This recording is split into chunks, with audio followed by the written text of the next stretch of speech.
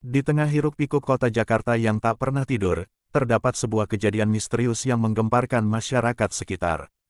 Cerita ini berawal dari sekelompok teman yang bekerja di sebuah kantor besar di pusat kota. Mereka adalah sekelompok profesional muda yang sangat ambisius, namun juga sering terjebak dalam kebiasaan buruk, seperti saling curiga dan memanfaatkan satu sama lain untuk meraih keuntungan pribadi. Di antara mereka, ada seorang pria bernama Dika, yang dikenal cerdik dan pandai bergaul. Namun, ia juga sering kali terlibat dalam intrik dan rumor yang meresahkan. Dika selalu tampak bisa memanipulasi situasi, membuat rekan-rekannya ragu apakah ia benar-benar jujur atau hanya berpura-pura baik. Salah satunya adalah Rina, teman dekat Dika yang merasa curiga atas sikapnya. Rina merasa ada yang tak beres dengan Dika, dan ia mulai mendengarkan bisikan-bisikan yang mengaitkan Dika dengan berbagai kecurangan di kantor. Suatu malam, setelah rapat kantor yang berjalan hingga larut malam, Rina yang semakin kesal memutuskan untuk mendatangi Dika di apartemennya. Ia ingin mengetahui kebenaran dari semua rumor yang beredar. Rina datang dengan niat untuk menghadapi Dika secara langsung. Tanpa basa-basi, ia mengajukan sebuah pertanyaan yang sudah lama mengganggunya. Dika, aku harus tahu, apa benar kamu yang menyebarkan gosip-gosip itu? Apa benar kamu bermain di belakang kita semua? Tanya Rina dengan penuh ketegasan. Dika, yang terlihat tenang, hanya tersenyum dan berkata, jika kamu ingin tahu, ada cara untuk membuktikannya. Rina bingung, tapi Dika melanjutkan, aku akan mengajukan sebuah sumpah pocong. Rina terdiam. Ia tahu tentang sumpah pocong, sebuah permainan tradisional yang sering dilakukan di kampung-kampung atau dalam cerita rakyat. Dalam permainan itu, seseorang yang menginginkan kebenaran dari seseorang yang lain bisa mengajukan sumpah pocong. Seseorang yang terikat sumpah tersebut tidak bisa berbohong, atau mereka akan mendapatkan akibat yang mengerikan. Bagaimana cara melakukannya? Tanya Rina, sedikit ragu namun penasaran. Dika mengajak Rina ke ruang tamu apartemennya. Di sana, ada sebuah lilin yang sudah dinyalakan, dan selembar kain putih yang terlipat rapi.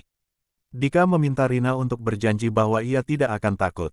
Rina merasa aneh, tetapi ia mengikuti saja. Ayo, katakan sumpahmu, Dika berkata dengan suara datar.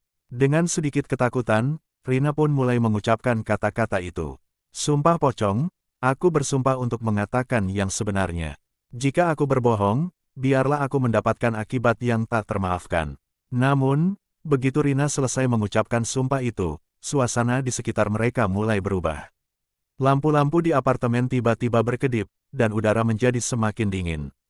Rina merasa bulu kuduknya meremang, dan di dalam cermin yang tergantung di dinding, ia bisa melihat bayangan samar yang bergerak di belakangnya, sebuah sosok yang terbungkus kain kafan putih, dengan wajah yang sangat pucat dan mata yang kosong. Sumpah pocong, suara serak itu terdengar, seperti bisikan yang berasal dari dalam tanah.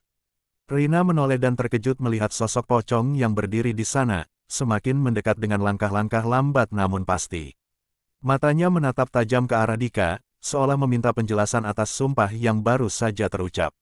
Dika, apa ini? Rina berteriak ketakutan. Dika terdiam, wajahnya berubah pucat.